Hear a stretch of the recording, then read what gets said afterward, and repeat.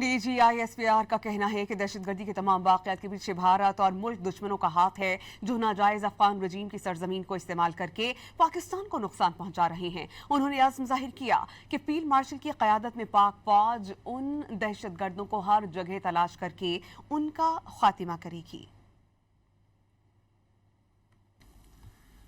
The question here is, who is doing it?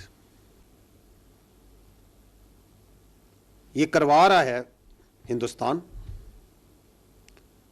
یہ کروا رہا ہے وہ قوتیں، وہ اینیمی قوتیں ہندوستان کے ساتھ جن کو پاکستان کی عزت، پاکستان کی خوشحالی اور اسٹیبلٹی برداشت نہیں ہوتی.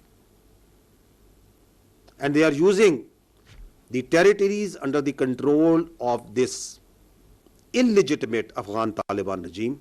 This armed forces under the leadership of the Field Marshal has absolute clarity, under the political guidance of the government, has absolute clarity what to do with them. We will hunt you and we will hurt you everywhere.